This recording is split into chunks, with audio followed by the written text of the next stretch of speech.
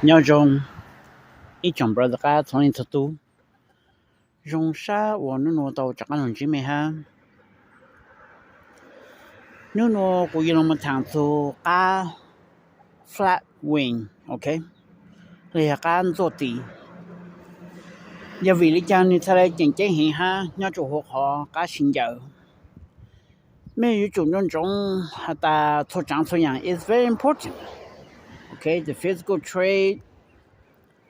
you know, the style, the power, the sin, the colors, the bone structure, the meat, everything matters. You know, the eyes, the beak, you know, everything about the bird, everything matters, okay? But no, you know, so can't so the. Yeah, really can have your thinking here, your brother has something to do. 古去包哈的是杨大路古边上的我讲过一次噶我讲着地片的倒黑呢古去什么叫新疆还有讲呢二上地 on top 呢二上地靠上当不人当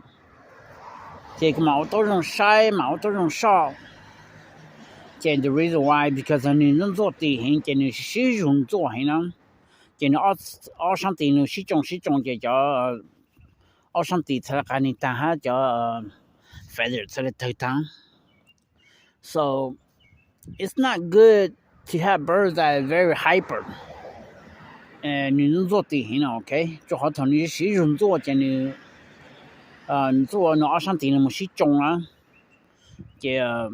你二上地不当下头当了 OK So is there a way to fix that problem? Yeah. 没有到我就能就 bag 弄就能到了你们弄到上地了 OK So 讲你常做那上地 So you know you have to custom make your own 因为讲 gloves OK 没么就那么弄到上地也能做地形头养着弄没到么你弄好就蛮多就没毛黑 but it's gonna be a lot of work and a lot of hassle and you know you're not gonna have time and want to do it every day forever you know 你这种都是这样你就去还有怎么来噻 OK 上看到这没 but mainly today flat wing 呢靠这几年过一那么长了嘛要没有到么没有做你看你 jump 跟你做你要上地呢 OK 跟你那么 exercise 你要上地哈就好头没么做新教了要你做你要上地去找你 exercise 去找你要上地你偏 flap 了呢去找这头没么你做新教这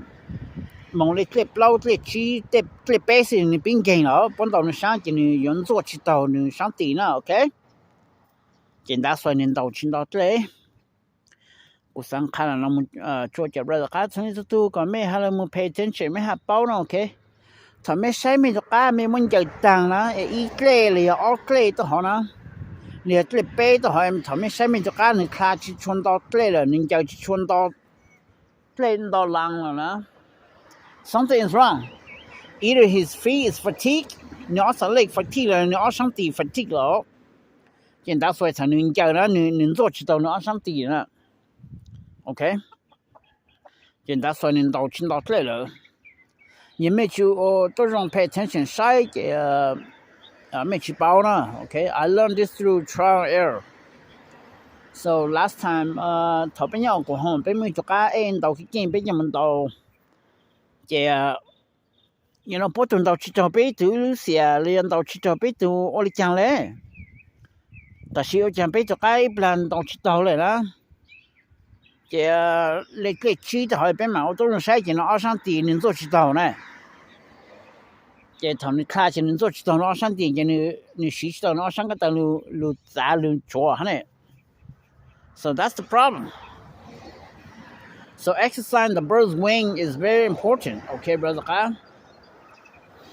就还没晒没就个也头没有做新疆呢对对背对老蒙呢你看知道了啦帮到就去找你一路上了一路写了 so伊就咩么咪就家电做都很了你要你二上电的 exercise 去找人但是你他去找人到去找 brother ka e sang ma kana cho i chong ku ti brother ka chon su ko me ha pao zu da exercise the bird just not mo da ka kla ga ni exercise 找了呀mo ni jump ga ni二上电你那哎呦少我们请不了过他子 it's not about 我们จะคลากัน exercise เจ้าฮะก่อนนี้ไม่มันจะก่อนเอาช่างก็ต้องลู่ให้มันมาสอนใช่ไหม okay but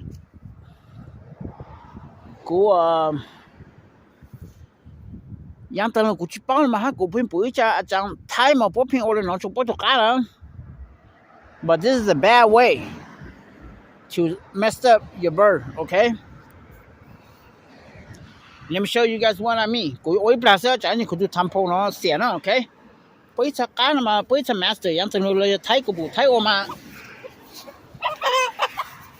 ว่ามันบ่จะการ exercise แล้วเก็บโปรโมทเนาะ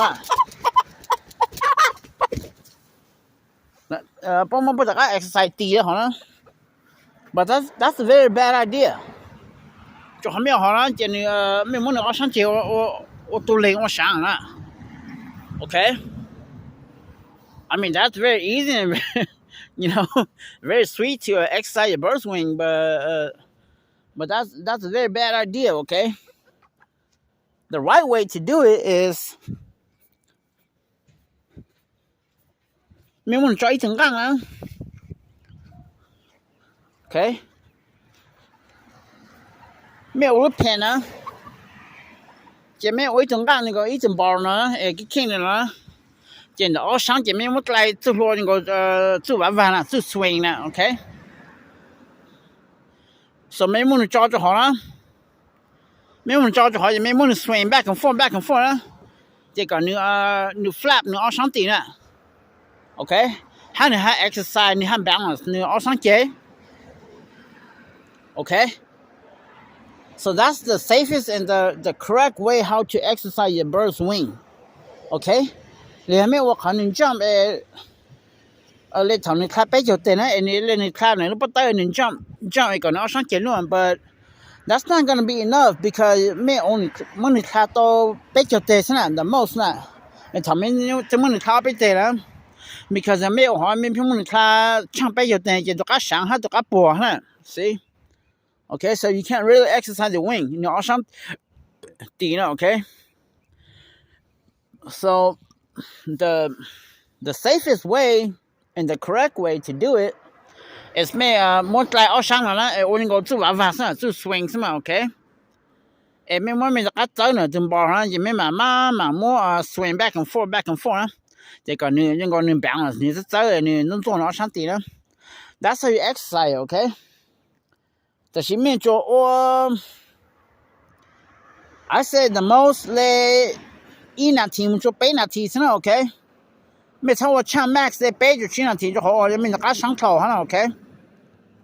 so you want to do that and rest him for like at least 2-3 days and then do that if 没有我是吗 okay 但是没有准确的all new 就好了 okay so that's how you exercise your bird's wing okay 我讲你那 condition okay 就好像我们做二上地 exercise 好这头你梦觉呢这这本到你去找了一般的二上地 fatigue 呢是伤了呢这你做去到地这你就去到哈了 okay so this is why everything is important you have to exercise the bird everything you have to exercise the bird's legs the wing the whole body the neckไม่ต้องมาซ้อกันฮะแก you guys know what I mean อย่าไม่จะอยู่กันได้ละโอเค brother ก็กูนี่น้องกูสั่งมันใครก็ very important จะไม่จะเลยกูเป้าฮะไปโอ้ mistake ยังตันรู้ไปนอกชิดตัวฮะปวดจนต่อชิดตัวไปจะ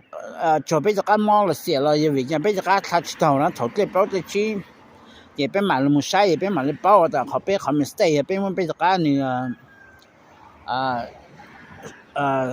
exercise 去找呢阿上顶打算你还能去找